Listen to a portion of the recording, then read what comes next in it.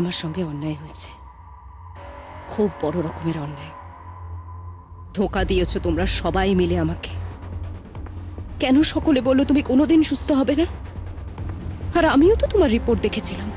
কি করে এত বড় ভুল করলাম আমি? অনুভব, এখানে এসে তুমি একবারও আমার দিকে তাকিয়ে দেখলে না অব্দি? দিয়া লাহিড়ী, তোমার এত বছরের বন্ধু এখানে বসে আছে আর সবাই শুধু আনন্দে নিয়ে আধিক্যতা করছে। No no no no no, this is not fair.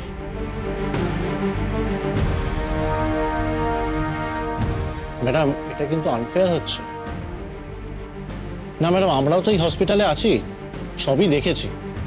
আপনার সঙ্গে তো অনুভব স্যারের বিয়েটা প্রায় ফাইনাল হয়ে গেছে, তারপরেও কি করে অনুভব স্যার ওই মেয়েটাকে বিয়ে করলেন?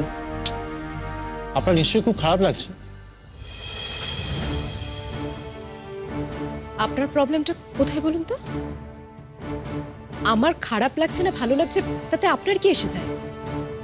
আমি কি আপনাকে কিছু বলতে গেছি? না মানে আমরা জাস্ট আমাদের ফিলিংসটা বলে ফেললাম, সরি। আশা করি আপনার বলা হয়ে গেছে। Now leave me alone. Thank you. Doctor Maitra, আপনার এই জার্নিটা সম্পর্কে যদি কিছু বলেন।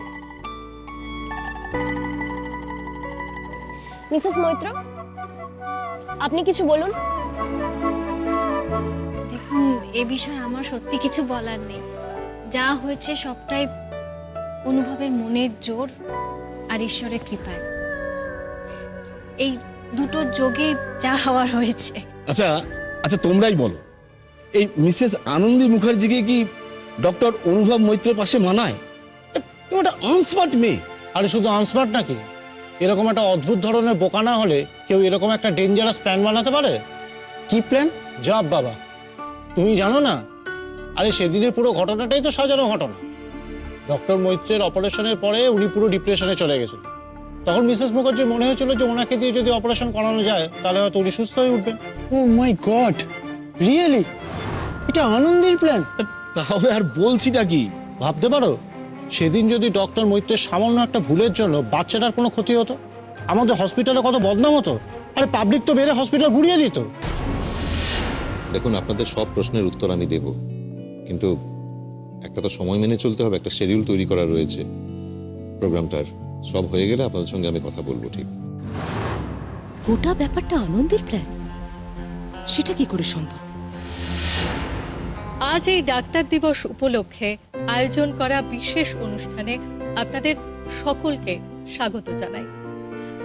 অনুষ্ঠানের শুরুতেই আয়োজকদের তরফ থেকে আপনাদের প্রত্যেককে আন্তরিক শুভেচ্ছা এবং অভিনন্দন।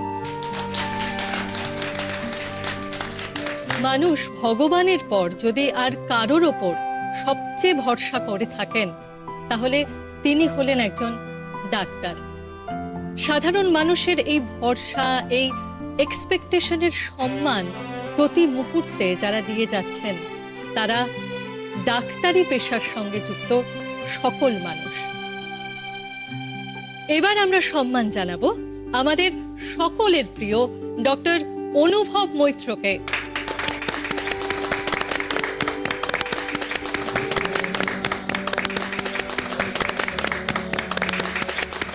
আমরা আমাদের হসপিটালের চিফ ডক্টর সরকারকে মঞ্চে আহ্বান জানাচ্ছি আমাদের ডক্টর অনুভব মৈত্রের সম্বন্ধে কিছু বলার জন্য।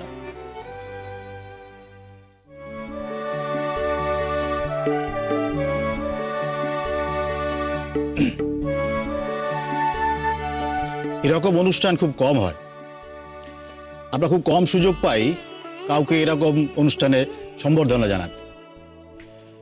আজকের অকেশনটা শুধুমাত্র ডক্টর মৈত্রকে সম্মান জানানো নয়, আজকের অনুষ্ঠানটা সম্মান জানানো কখনো হার না মানা মানসিকতাকে, যা নাকি মানুষকে কঠিন থেকে কঠিনতর চ্যালেঞ্জের মুখে জিতিয়ে দেয়। বারবার সেই স্পিরিট, সেই হিউম্যান স্পিরিটকে সম্মান জানানো যা অসম্ভবকে সম্ভব করে।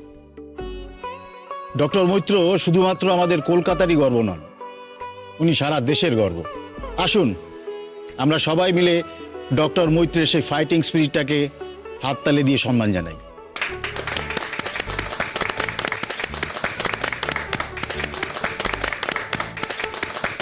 কিন্তু শুধুমাত্র এটাই তো ডক্টর অনুভব মৈত্র নন। অনুভব মৈত্র সেই ডক্টর যিনি দীর্ঘদিন ধরে চিকিৎসা করে যাচ্ছেন, মানুষকে বিশ্বমানের সেবা দিচ্ছেন। কার্ডিয়াক সার্জন হিসাবে শুধু আমাদের দেশেই নন, গোটা বিশ্বে ডক্টর অনুভব মৈত্র একটা আলোচিত নাম, একটা সম্মানের সাথে উচ্চারিত হয় তার নাম। লেডিস অ্যান্ড জেন্টলম্যান, ডক্টর মৈত্রর নাম যতবার সম্মানের সাথে পৃথিবীর দরবারে নেওয়া হয়, ততবার সম্মানিত হয় আমাদের দেশ আর আমাদের দেশের মেধা।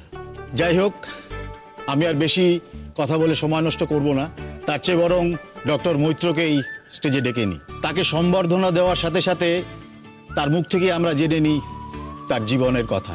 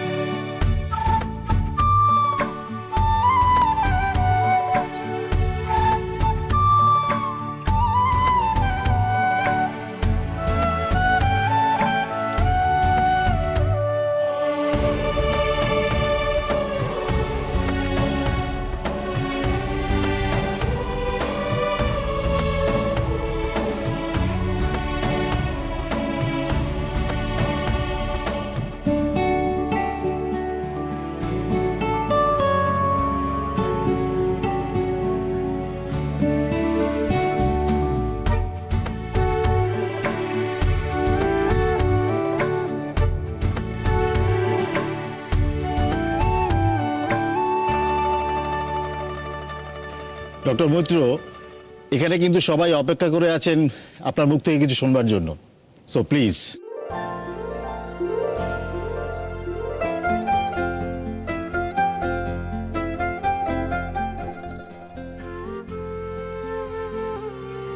এখানে উপস্থিত সকলকে আমার নমস্কার এবং ধন্যবাদ। আমি যে আজ এখানে আসতে পেরেছি তার জন্য আপনারা সকলেরই ধন্যবাদ প্রাপ্য। আপনারা সকলে মিলে আমাকে একটা সুস্থ স্বাভাবিক জীবন ফিরিয়ে দেওয়ার আপ্রাণ চেষ্টা করেছেন।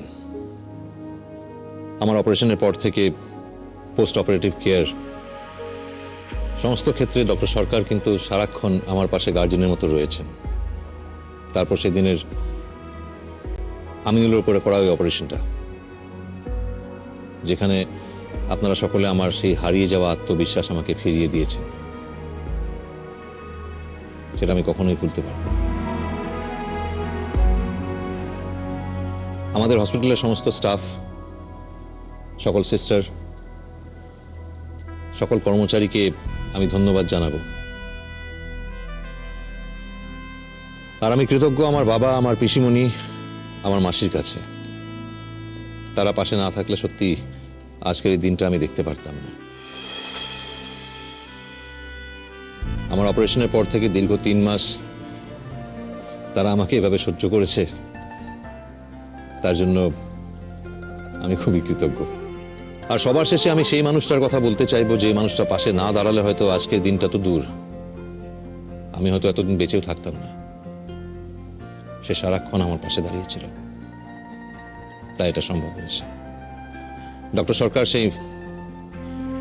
সেই মানুষটাকে আমার জীবনের এঞ্জেল বলেছেন।